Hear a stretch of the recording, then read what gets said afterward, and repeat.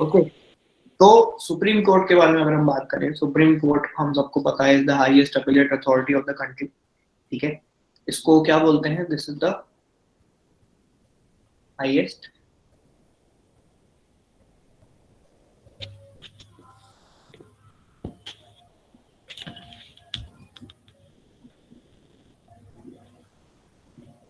ठीक है, ये किस आर्टिकल के अंडर फॉर्म हुआ है? आर्टिकल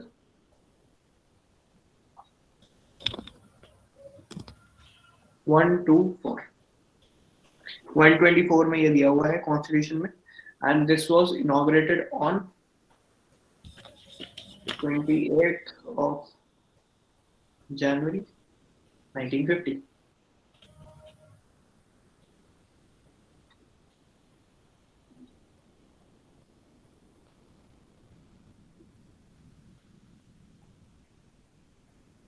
ठीक, 28 जनवरी 1950 को supreme court of India was inaugurated. Supreme court को इसने ये जो 28 जनवरी को इनॉग्रेट किया गया था, इसको इस चीज ने, ये पर्टिकुलर बिल्डिंग ने किस चीज को रिप्लेस किया था? This was the federal court of India.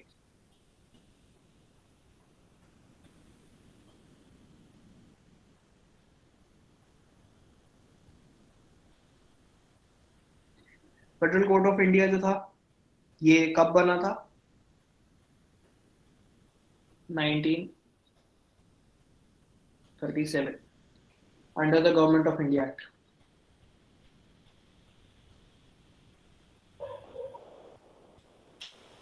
Government of India act 1935 आया, उसमें ये बताया गया कि we will have a federal court of India and this was established in the year of 1937। Okay, now it initially comprised,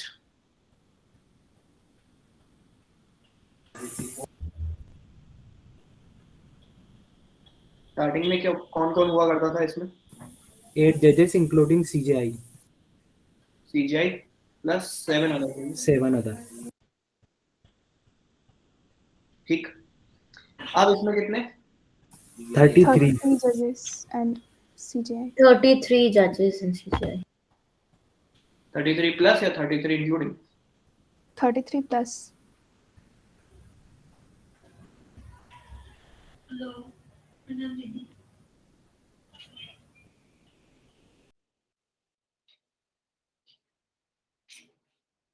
Who is the CJI of India?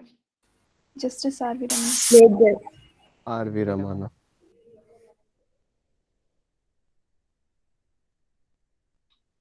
Double N single N? Single. Single. Ramana. इनके पहले कौन थे? ऐसे बोबड़े. शरद अरविंद बोबड़े।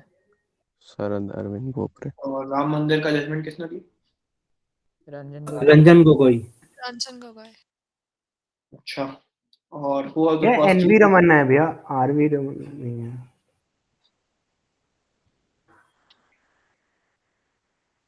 वही मैं भी सोचा था, मैंने गलत बोल दिया।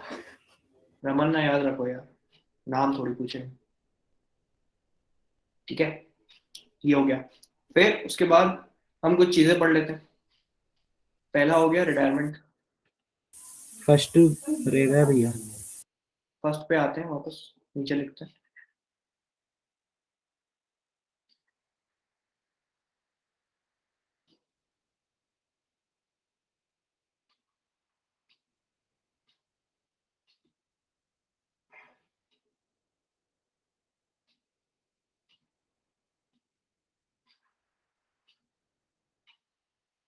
ये 5 चीजें हमको पढ़ने की हैं। रिटायरमेंट में बहुत बार बता चुका हूँ, कितने साल की एज में हो जाता है?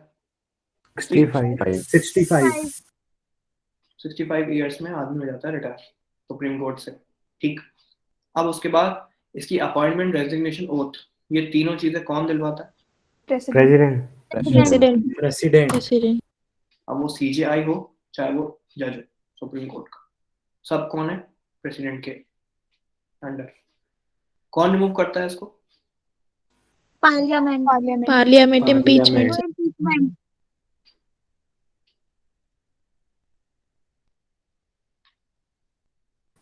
फिर स्पेशल मेजॉरिटी होता है इसमें तो। बताते हैं नीचे। इम्पीचमेंट करेगी पार्लियामेंट तब जाके रिमूवल होगा। क्या आज तक एक भी सुप्रीम कोर्ट के जज का इम्पीचमेंट हुआ है? एक थे भैया रंगास्वामी समथिंग, उन्होंने पहले ही फिर रिजाइनेशन लेटर दे दिया था। आर यू श्योर वो सुप्रीम कोर्ट के थे कि किसी हाई कोर्ट के थे? सुप्रीम भैया कोर्ट। सुप्रीम कोर्ट के थे। पक्का पक्का पक्का? हाँ भैया। हाँ भैया। अच्छा, वो कहानी वो है ना कि उनके खिलाफ इम्पीचमेंट हो चुका था, फिर उन्होंने उसके पहले ही रेजिग्नेशन दे दिया, तो वो कायदे से इम्पीचमेंट के उसमें नहीं आ पाए। हाँ हाँ सौमित्र सेन की बात कर रहे हो क्या तुम? नहीं, वी रंगास्वामी रामास्वामी। हाँ हाँ अच्छा, तो बेटा वो सुप्रीम कोर्ट के नहीं थे, वो मद्रास हाई कोर्ट के जज थे, जस्टिस वी रामा। अच्छा। इसीलिए नहीं भैया, सुप्रीम कोर्ट ऑफ इंडिया के फॉर्मर जज हैं वो, वी रामास्वामी। तो आए तो मद्रास हाई कोर्ट से थे। तो भैया सुप्रीम कोर्ट के तो बन गए ना, लेकिन तो हमें तो वही करना ना, सुप्रीम कोर्ट के जज का उसकी नहीं हो पाया वो। उसकी इम्पीचमेंट जो थी वो मद्रास हाई कोर्ट से इनिशिएट हुई थी, इसलिए बोल रहा हूँ। ओके ठीक है भैया। पार्लियामेंट से इनिशिएट नहीं हुई थी वी रामास्वामी की। एक उनकी हुई थी, एक सौमित्र सेन की हुई थी। हमें तो सेन हुई थी, कलकत्ता के थे। रिजाइन सौमित्र सेन ने किया था। सौमित्र सेन तो कैलकाटा हाई कोर्ट के थे, वो तो हमको पता ही है। ठीक है, तो ये जो वी रामास्वामी है, दिस वाज द फर्स्ट जज against whom the removal proceedings were started. ठीक है, किस ईयर में? 1993, उसको भी पढ़ते हैं। लेकिन इन्होंने रिजाइन नहीं किया, वी रामास्वामी ने। इनका जो था मोशन डिफीट हो गया था। ठीक है, ओके। हाँ भैया। तो हम चलते हैं मेरा थोड़ा आगे। कौन सा ईयर था भैया वो? क्या ईयर कौन सा था इनके इम्पीचमेंट का, वी रामास्वामी के? 93।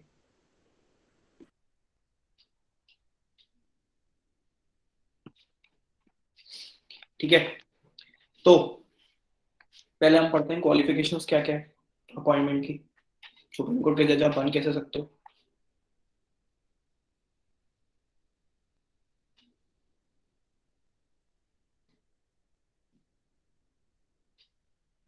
क्वालिफिकेशन पहली है citizen of India. Citizen of India. दूसरी है या तो आप 5 years कहाँ पर बिता कर आओ?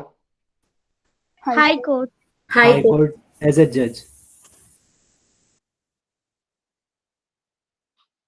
या तो आप 10 साल कहाँ पर बिता कर आओ?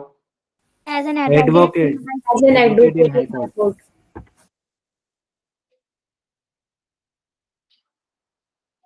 एडवोकेट लोकल डिस्ट्रिक्ट कोर्ट में? नहीं। High Court में. या फिर आप क्या हो? जूरिस्ट हो प्रेसिडेंट के ओपिनियन से। ये चावल किसके यहाँ बन रहा है? कुकर की सीटी आ रही है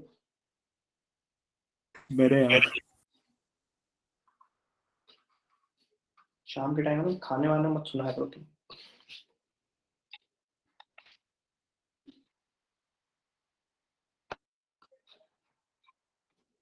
ये 3 क्वालिफिकेशंस हैं। ठीक है, तो इसमें क्या है कि पहली चीज आपको या तो 5 साल हाई कोर्ट का जज होना चाहिए, मिनिमम क्वालिफिकेशन। या तो आपको 10 years as the advocate in any high court, ये होना चाहिए। या फिर आप एक एमिनेंट जूरिस्ट हो प्रेसिडेंट की आइज में। अब ये जो थर्ड पॉइंट है, this goes along with these. ठीक है, तो द ओनली एडवोकेट जिनको सीधे यहां से उठाया गया है, उनका नाम क्या है? बताओ बताओ बताओ। आज तक केवल एक एडवोकेट को सीधे उठा के सुप्रीम कोर्ट जज बनाया गया है। सर वो इंदू लेडीज थी ना, इंदू शायद, वो अभी रिटायर भी हुए हैं।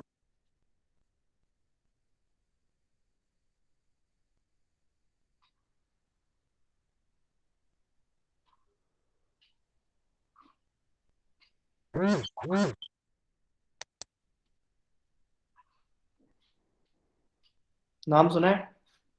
यस सर, इसी का तो कह रहा था ना, इंदु मल्होत्रा। इंदु मल्होत्रा ओनली एडवोकेट थी जिसको उठाकर यहाँ पर लेके आए। ऑल्सो एक और रिकॉर्ड है इनके नाम पे। फर्स्ट वुमेन जज।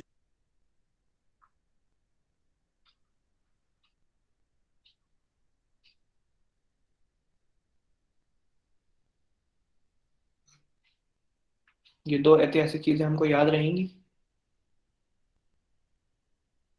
जी भैया। हाँ जी भैया। ठीक। भैया उसके ये बाद एमिनेंट जूरिस्ट का क्या मतलब हुआ? वो तो भाई कहने की बातें हैं, वो तुम प्रेसिडेंट को लगना चाहिए कि तुमने लॉ की फील्ड में बहुत कुछ अच्छा करा है। ये बात है। ठीक है। नाउ ठीक है भैया। सुप्रीम कोर्ट के जज को अगर आपको इम्पीच करना हो,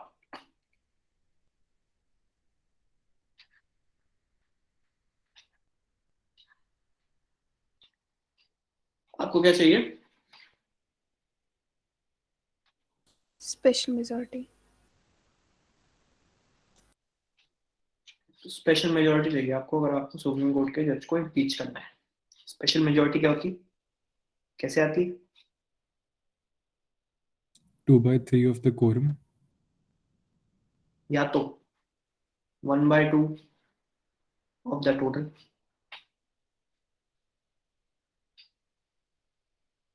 नंबर 1, और 2/3 of present and voting।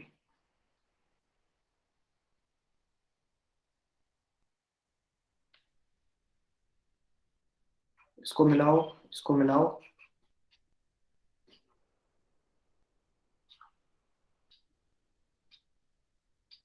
whichever is lower या higher? Higher.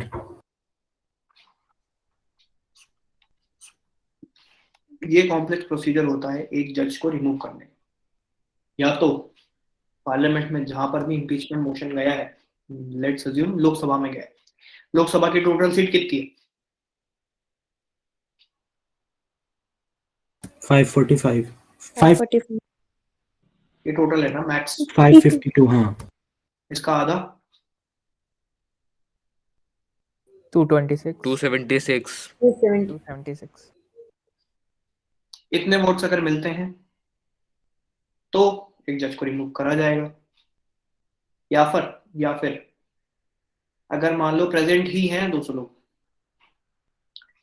या फिर 300 लोग, मान लो कैलकुलेशन इजी हो जाएगी, तो प्रेजेंट और इन 300 के 300 लोगों ने वोट कर लिया, तो कितना हुआ?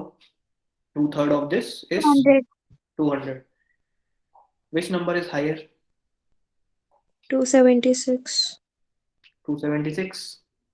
ठीक है, तो बेयर मिनिमम 276 तो चाहिए ही चाहिए किसी भी जज को रिमूव करने के लिए। ठीक है, ये होता है। अब मान लो कि 552 पूरे के पूरे प्रेजेंट थे। जब इस केस में होता है ना तो ये वाला नंबर भी ज्यादा हो जाता है। 2/3 तो 500 का 2/3 कितना होगा? ऑलमोस्ट 333 समथिंग, है ना? फिर उतना तुमको वोट चाहिए क्योंकि वो हायर है एक जज को रिमूव करने के लिए। तो स्पेशल मेजोरिटी काफी डेडली चीज होती है। अगर ये मिल गई मतलब सही में भाई वो रहने लायक है। इतनी हेटरेट किसी को मिल गई अगर, या इतना अग्रीमेंट मिल चुका है। ठीक है, समझ गए स्पेशल मेजोरिटी क्या होता है? जी भैया. तुम लोग लिख लो, फिर आगे बढ़ते हैं।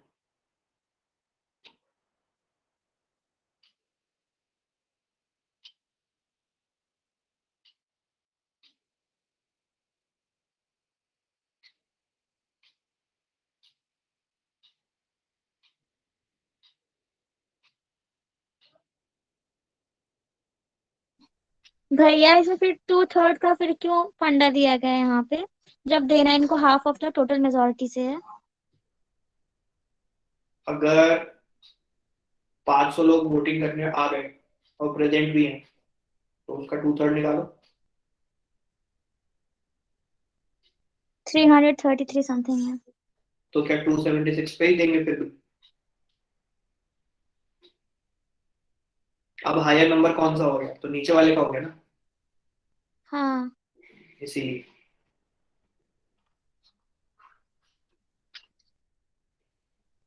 ऐसे में क्या होता है, रामास्वामी जी ने क्या करवाया, यही हुआ कि भाई साहब ने, उनको पता था एक हफ्ते पहले से कि मेरे अगेंस्ट इम्पीचमेंट की प्रोसीडिंग चलने वाली है। ही इंश्योर्ड के बहुत सारे लोग जाए वोट करने, ठीक है, एंड बहुत सारे लोग ऐसे जाए जिनसे ये बात करके गए, तो 2/3 नहीं मिल पाया। क्या हुआ? Motion defeat. तो अगर कभी फ्यूचर में आप कोई जज बनो या कुछ बनो और आपके अगेंस्ट अगर इम्पीचमेंट है, तो मेक श्योर के काफी ज्यादा लोग वोट करें उस दिन, और आपके वाले थोड़े ज्यादा करें। नहीं भी करें तो मिनिमम नंबर से ज्यादा करें। ओके, आगे चलें। जी भैया। एक आर्टिकल होता है जो कि बहुत ज्यादा इंपॉर्टेंट है। भैया क्या बोला समझ नहीं आया मतलब। हाँ, वो तुम समझने वाली पोजीशन में भी होगी, तुम जज नहीं बनो, जब बनोगे तब पूछ लेना। सुप्रीम कोर्ट के जज बनोगे, मैं को याद कर लेना, मैं बता दूंगा इम्पीचमेंट कैसे बचो, ठीक है। तो आर्टिकल 129 जो है, इसमें क्या दिया हुआ है, काफी बड़ा क्राइम,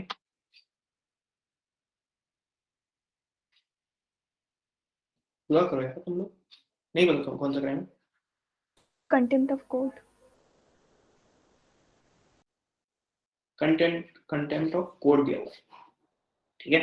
जब भी आप कोर्ट में बदतमीजी करते हो, कोर्ट की बात नहीं मानते हो, कोर्ट के ऑर्डर नहीं मानते हो, उसको क्या मानते हैं? Contempt of court. समझ गए? Now a very very important point जो कि हम सबको लिखना है, सबको समझना है, दैट इज द ज्यूरिसडिक्शंस कौन से होते हैं।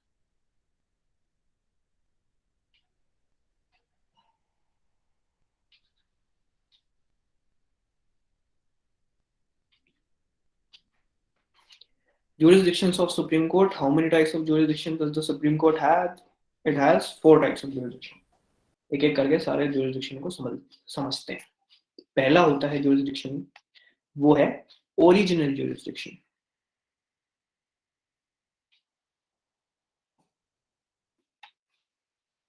इसमें क्या होता है, जब भी किसी स्टेट की लड़ाई होती है, किससे?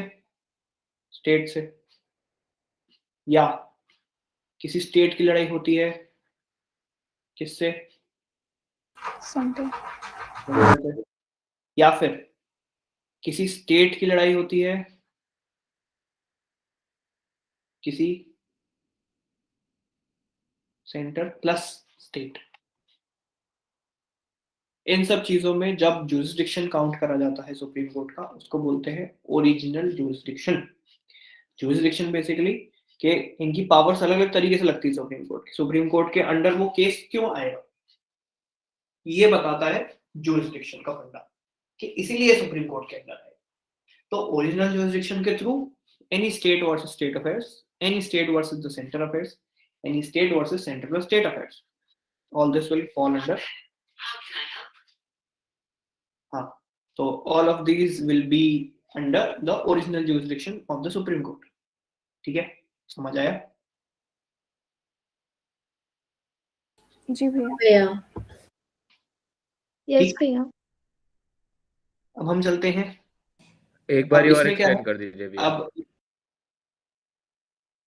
ठीक है, कोई भी केस लगता है, मान लो कि अभी कावेरी वाटर डिस्प्यूट तुम लोगों ने थोड़ा बहुत सुना है। केन बेतवा। हाँ, बेकार। तो वो कौन से दो स्टेट्स के बीच में हुआ? तेलंगाना और कर्नाटका के बीच में है। राजस्थान और राजस्थान में। अच्छा सॉरी, मेरे को लगा खेल रहे थे। माय गॉड, बताओ बताओ, कौन से दो स्टेट्स के बीच में हुआ? तमिलनाडु एंड कर्नाटका, याद नहीं तुम्हें? तेलंगाना बोल दिया भैया याद था था। तमिलनाडु की जगह। Tamil Nadu versus Karnataka, this was the Kaveri water dispute. Kaveri river water dispute में हुआ क्या था सीन? वाटर शेयरिंग के कावेरी का वाटर कौन जाएगा और इसका मेन सोर्स कौन लेगा, और सीरियस कॉन्फ्लिक्ट था काफी ज्यादा, ठीक है, जिसमें बहुत पुराने से इनकी डिस्प्यूट चल रही थी 1924 एंड 1892, काफी पहले से, ठीक है। तो कावेरी डिस्प्यूट में ये भी आ गया। उसके बाद ये दो अलग स्टेट साउथ वाले किस पे लड़ने लगे? वो लड़ने लगे कृष्णा रिवर की वाटर पे, कर्नाटका महाराष्ट्र, ठीक है। तो ये आपस में लड़ते रहते हैं पानी कौन लेगा इन रिवर्स का। अब इनका जो ये चलता है, तो तुम ये नहीं बोल सकते ना कि तमिलनाडु के हाईकोर्ट में जाएगा, मद्रास हाईकोर्ट में जाएगा मामला, या फिर कर्नाटका हाईकोर्ट में जाएगा, because there will be a case of biasness. अगर मद्रास हाईकोर्ट में जाता है मामला और रिजल्ट अगर सही में तमिलनाडु जीत भी रहा हो, फिर भी कर्नाटका वाले क्या बोलेंगे? बायसनेस थी भैया, तुम्हारे हाईकोर्ट में दिया है, ठीक है। ये सारे केसेस में ये केस कहाँ जाता है? क्योंकि वो बड़ी चीज है, तो पहली बात तो कितनी बड़ी चीज है, कहाँ जाएगा? सुप्रीम कोर्ट में जाएगा मामला। सुप्रीम कोर्ट तो बायस नहीं है ना, तो ये स्टेट वर्सेस स्टेट हो गया। अब तमिलनाडु को केंद्र सरकार से, सेंट्रल गवर्नमेंट से, it was to receive certain kind of, अगर वो कंपनसेशन या कुछ, और उन्होंने दिया नहीं है, और वो क्लेम कर रहे हैं, तो वो आंसर भी नहीं कर रहे हैं। अब तमिलनाडु वर्सेस सेंटर, ये केस कौन देखेगा? सुप्रीम कोर्ट, ठीक है। तो ये सारे क्या हो गए? ओरिजिनल ज्यूरिसडिक्शन हो गए। इस ओरिजिनल ज्यूरिसडिक्शन का एक और पार्ट होता है जो कि लगता है इससे, जब भी रिट्स लगती हैं अंडर आर्टिकल 32, वो भी एक टाइप ऑफ ओरिजिनल ज्यूरिसडिक्शन आ जाता है। तो दिस प्लस दिस, ये दोनों चीजें किस में आती हैं? Original jurisdiction. मतलब तुम्हारा मेन काम तो यही है, सुप्रीम कोर्ट से ये बोला गया। ओरिजिनल मतलब मेन, इसलिए तुम एस्टैब्लिश हुए थे। दूसरा है अपीलेट ज्यूरिसडिक्शन।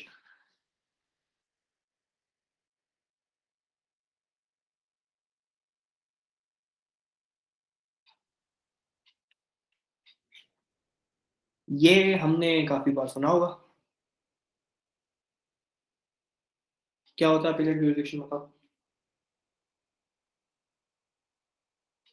भैया जब कोई एक पार्टी हाई कोर्ट के मतलब जजमेंट से सेटिस्फाई नहीं होती है तो वो सुप्रीम कोर्ट में जा सकते हैं। वो जो एक हायरार्की चलती है ना, कि आप पहले डिस्ट्रिक्ट कोर्ट जाओ, फिर आप हाई कोर्ट जाओ, फिर वहां से सेटिस्फाई नहीं होते तो आप सुप्रीम कोर्ट जाओ। तो ये जो यहाँ से डिससेटिस्फैक्शन वाली चीजें होती है ना, कि अच्छा यहाँ से केस चलता हुआ आ रहा है, आप अपील करके गए हो हाई कोर्ट से supreme court, this is called appellate jurisdiction. APPELLATE, appellate, ठीक है। ये होता है, समझ गए?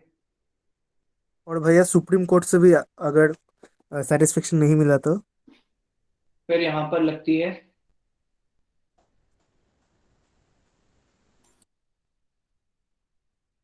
Review petition. तुम बोलोगे यहाँ से भी सेटिस्फेक्शन नहीं मिला तो फिर जो हो रहा है होने दो। फिर तुम किसके पास जाते हो? प्रेसिडेंट। फिर तुम बोलोगे यहाँ से भी सेटिस्फेक्शन नहीं मिला तो फिर तुम किसके पास जाते हो? दूसरे कंट्री। गॉड बेटा, किसी बात नहीं जा रहे, ठीक है। भगवान तुम्हारा मालिक, तुम्हें जिंदगी में कोई सेटिस्फेक्शन नहीं होता, ठीक है। तो वैसा इसको हटाओ, हम तो इसकी बात कर रहे थे।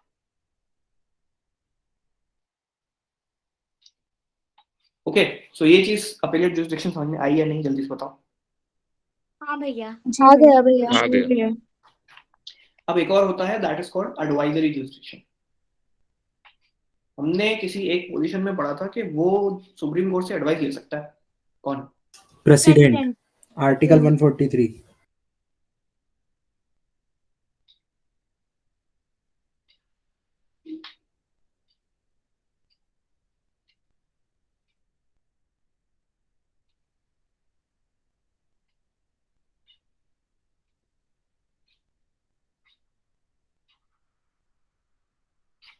मैं चाहूँ तो मैं ले सकता हूँ एडवाइस? नहीं। क्यों यार? सुप्रीम कोर्ट तो लॉ का जानकार है, मुझे एडवाइस नहीं करेगा। प्रेसिडेंट बन जाओ, ले लो। मैं पैसे देने को तैयार हूँ यार एडवाइस लेने के लिए। फिर भी नहीं देगा। नहीं, ये वर्ड इंपॉर्टेंट है। अगर हाई कोर्ट को कोई ओपिनियन चाहिए तो अगर वो नहीं लेते सुप्रीम कोर्ट से मांग, अच्छा ओपिनियन ही लेना होता तो फिर केस पे ट्रांसफर हो रहे होते हाई कोर्ट से सुप्रीम कोर्ट। उनकी ईगो पे आ जाती है ना, हम कैपेबल सुप्रीम नहीं कोर्ट केवल हैं। प्रेसिडेंट को एडवाइस करेगा। हाँ, प्रेसिडेंट क्या प्राइम मिनिस्टर पूछने जाएगा तो मना कर देगा, वाइस प्रेसिडेंट पूछने जाएगा तो मना कर देगा। एडवाइस केवल और केवल किसको देगा सुप्रीम कोर्ट? प्रेसिडेंट को। ठीक है। प्रेसिडेंट। चौथा और आखिरी जुरिसडिक्शन क्या होता है, इसको बोलते हैं हम एपिस्टोलरी। आयल है वो, ज्यादा लंबा चला गया। एपिस्टोलरी जुरिसडिक्शन, इसमें क्या होता है ये समझो। एपिस्टोलरी जुरिसडिक्शन इसमें क्या होता है, ये वो जुरिसडिक्शन है under this the supreme court entertains एक सर्टेन टाइप की पिटिशंस जो कि किसके थ्रू आती है, पोस्टल कम्युनिकेशंस के थ्रू आती है। ठीक है, ये होती हैं PIL एंटरटेन होती है, और ये होता है पोस्टल कम्युनिकेशन।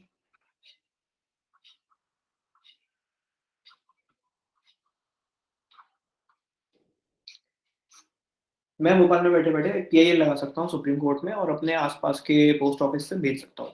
नाउ अगर सुप्रीम कोर्ट उस PIL को हेयर करने के लिए, कुछ देखने के लिए कुछ करता है तो it is called epistolary jurisdiction. आ गई बात समझ में?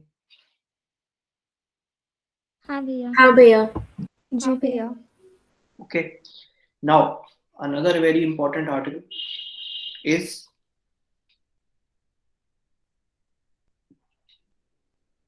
वन 4.1। इसमें क्या बोला गया है, any law declared by the Supreme Court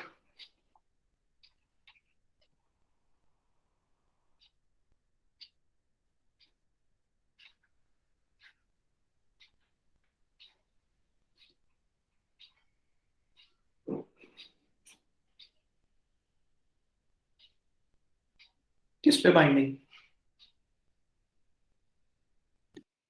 government all over the high and court. और All lower courts.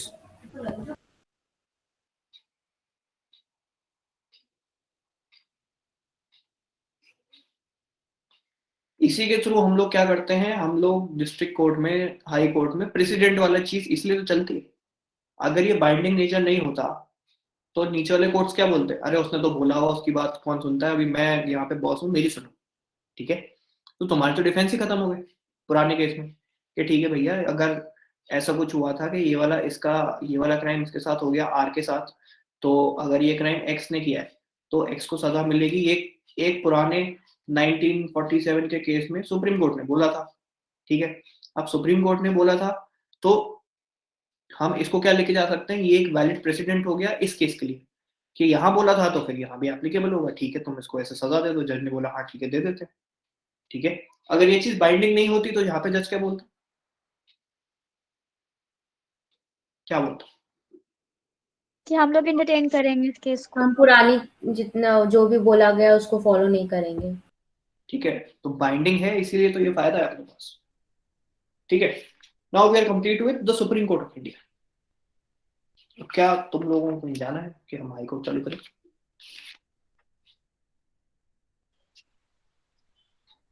कर दीजिए भैया। सब लोग रेडी हैं?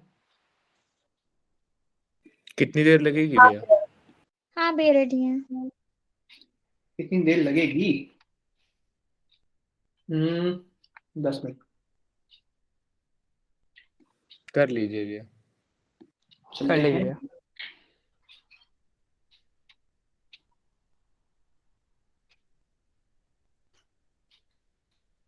हाई कोर्ट्स पे चलते हैं। High courts under article 214। क्या है 214 में? Each state should have a high court, not necessary in its own territory, but 2 or more states can also have high court. Common वाला इसका काफी बड़ा काफी प्यारा एग्जाम्पल हमको लक्षद्वीप के केस में दिखता है, हमको अंडमान के केस में दिखता है, हमको नॉर्थ ईस्टर्न स्टेट्स में दिखता है, हमको पंजाब और हरियाणा के केस में दिखता है। दिखता है नहीं दिखता है? हाँ भैया। क्या दो तीन स्टेट्स का एक कॉमन हाईकोर्ट है? हाँ हाँ अब मुझे ये बताओ कि लक्षद्वीप का हाईकोर्ट कौन सा है केरला, और अंडमान का? कोलकाता, और नॉर्थ ईस्ट में? नॉर्थ ईस्ट में भैया अरुणाचल, नागालैंड और आई गेस मणिपुर का एक है।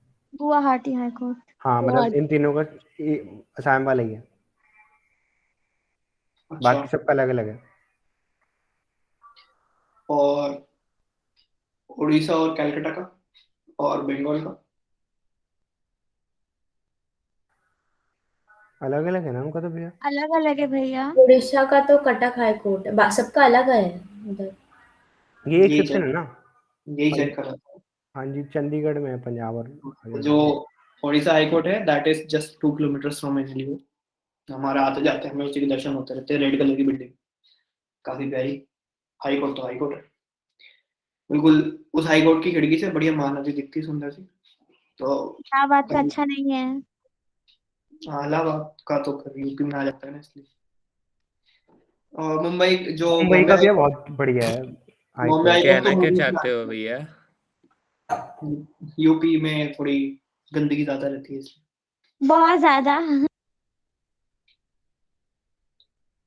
You cannot contradict this point क्योंकि I have स्वच्छता सर्वेक्षण with me एंड मेरे पास एमपी के शहर भी है वहां पर दिखाने के लिए नंबर 1 मिला के। ठीक है, तो हम चलते हैं हाई कोर्ट पे। हाई कोर्ट की बात करते हैं। तो इसमें 214 में क्या दिया हुआ है कि ईच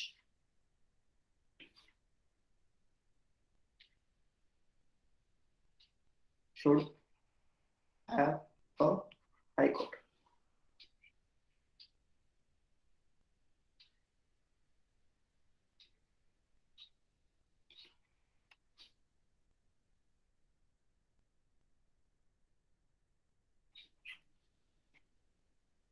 ठीक है, now which are the oldest high courts in the country? Kolkata high court. Calcutta high court. Calcutta high court. Calcutta.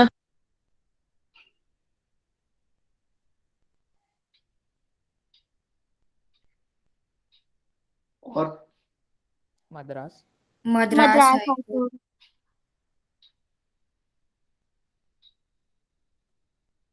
और बॉम्बे हाई कोर्ट।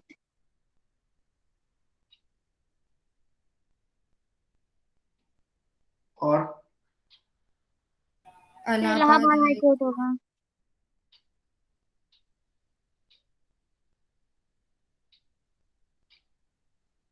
और अब नहीं पता भैया।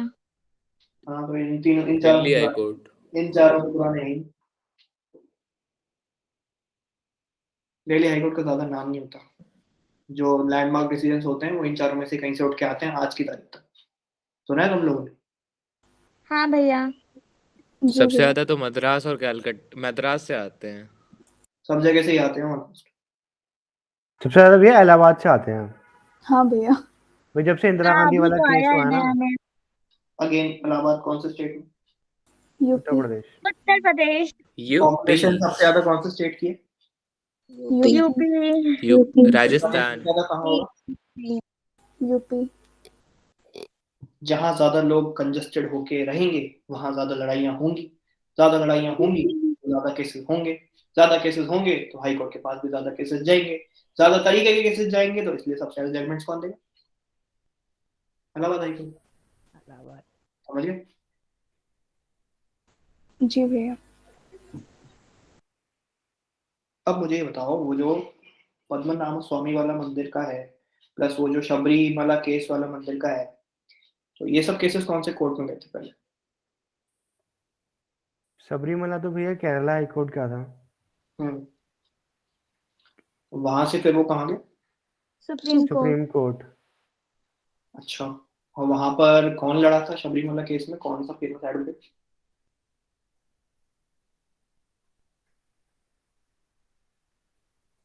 आई डोंट रिमेम्बर भैया ठीक से, बट मेरे को याद है कि उसमें इंदु मल्होत्रा ने डिसेंडिंग जजमेंट दी थी।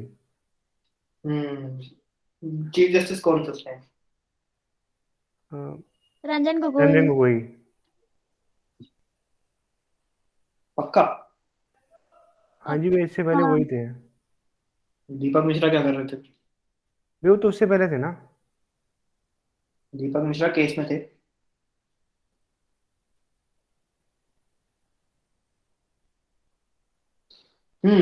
इसके सिटिंग जजेस थे Deepak Misra, A N Khanwilkar, R Nariman and Indu Malhotra. 2006 का केस है जो अभी तक चल रहा था। इंदु मल्होत्रा ने ये बोला था कि वुमेन की entry should be what, should not be allowed it, should not जैसे आज तक हो रहा था वैसे ही हो। बीइंग अ वुमेन, उन्होंने ये बोला। Now how many number of high courts are there in the country? 25. 25. 24 I guess.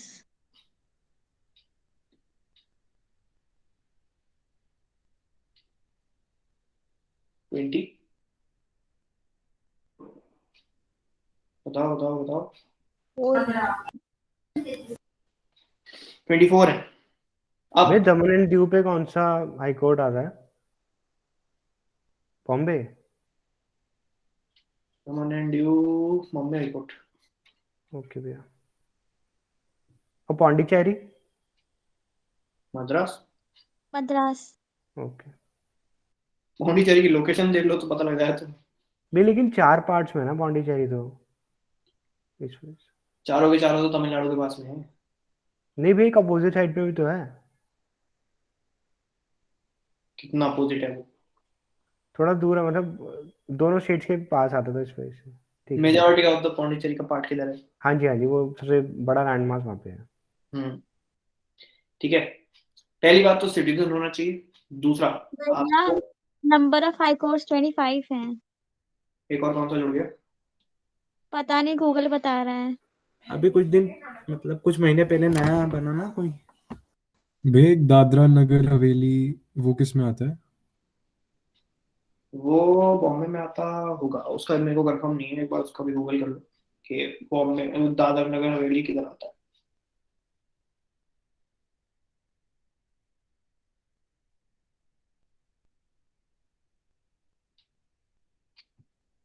Bombay high court भैया। 25th high court was Telangana high court. Telangana और आंध्रा अलग अलग हो गए। 2019। जी भैया। 25 हो गए। सुप्रीम कोर्ट एडवोकेट होनी चाहिए आपको। दादर नगर का वो पता लगे तो मुझे बताना किस में आता है। भैया बॉम्बे हाई कोर्ट बॉम्बे ही है भैया। बॉम्बे है ना वो। तुम अगर इंडिया का मैप उठा के देख लोगे तो पता लग जाएगा, जो पास में होता है उसी को बनाते हैं। ठीक है, तो यही चीज है। दूसरी क्या है, इसका एक क्वालिफिकेशन ये हो गया पहला। दूसरा कौन सा हो गया? दूसरा ये कि 10 इयर्स।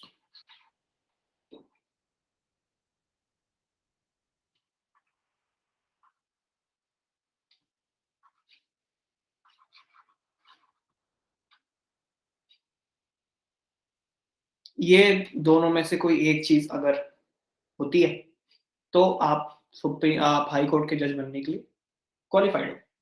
या तो आप 10 साल से हाई कोर्ट में प्रैक्टिस कर रहे हो, या फिर आप 10 साल से जुडिशियल ऑफिसर हो। What do you mean by judicial officer? Magistrates वगैरह। मजिस्ट्रेट, डिस्ट्रिक्ट जज, एडिशनल डिस्ट्रिक्ट डिस्ट्रिक्ट जज। कोर्ट के जजेस। यस, उनको जुडिशियल ऑफिसर बोलते हैं। ठीक है, अब हाई कोर्ट जज का अपॉइंटमेंट कौन करता है? प्रेसिडेंट और चीफ जस्टिस मिलके हैं।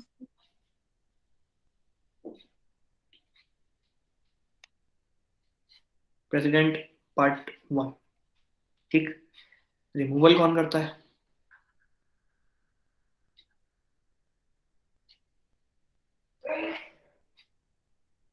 प्रेसिडेंट। पार्लियामेंट। ये भी स्पेशल मेजोरिटी से इम्पीच होते हैं। ओथ कौन देता है? गवर्नर।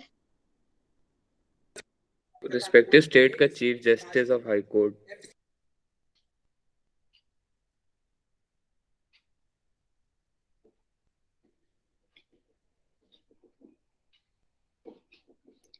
फिर Parliament has the power of removing this any kind of high court का जज।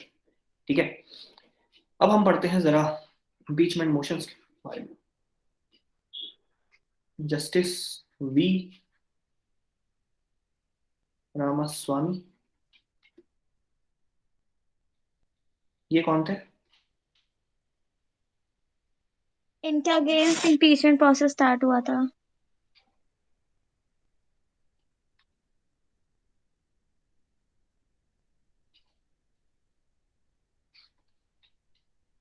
ऐसे हमें इनको पता है ये कौन है।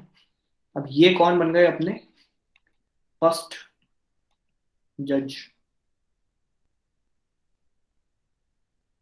अगेंस्ट whom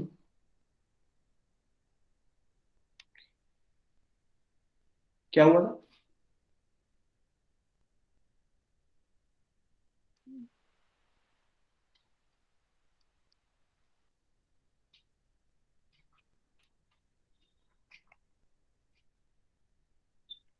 कहाँ स्टार्ट हुई थी रिमूवल प्रोसीडिंग?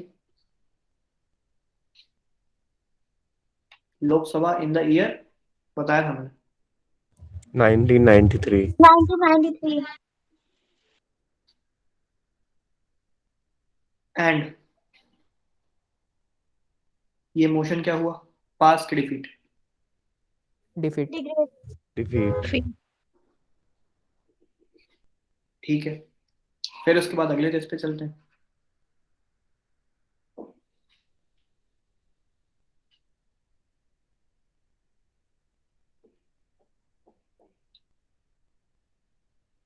कौन सा high court?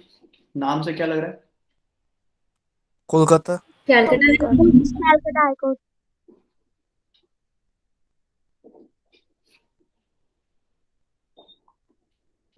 Calcutta high court में ये जज थे एंड वाज द सेकंड जज जिनके अगेंस्ट ये मोशन पास हुआ।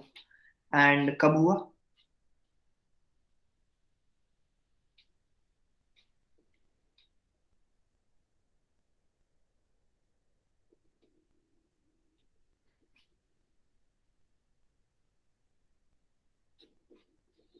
टू 2011 में राज्यसभा में इनको क्या करा था? इनका मोशन हो चुका था पास,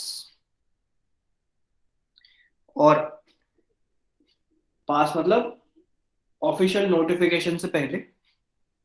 पास नहीं बोलेंगे उसको, ऑफिशियल नोटिफिकेशन नहीं आई तो उसको पास नहीं बोला जाएगा। तो just before the motion getting passed,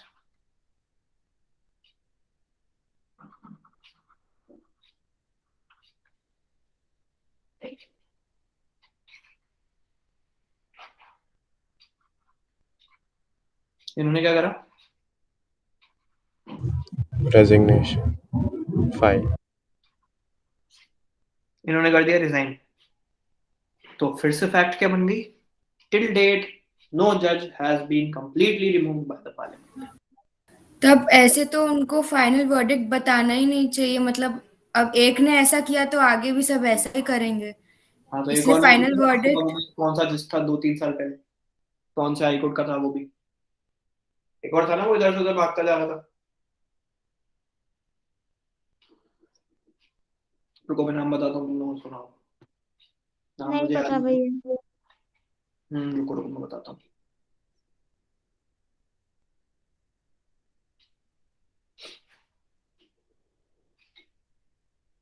list of जजेस हु फेस्ड प्रोसीडिंग्स इम्पीचमेंट्स। एक सौमित्र सेन। भैया ये हो गया कि अभी और बाकी है थोड़ा सा? तुम्हें किस बात की जल्दी है? जाना है थोड़ा। चले जाओ, रिकॉर्डिंग देख लेना बाकी। ओके थैंक यू भैया। हम्म काफी फेमस जज था यार वो तो भागता घूम रहा था इधर से उधर, उधर से उधर। वो भी शायद कैलकाटा हाई कोर्ट का ही था।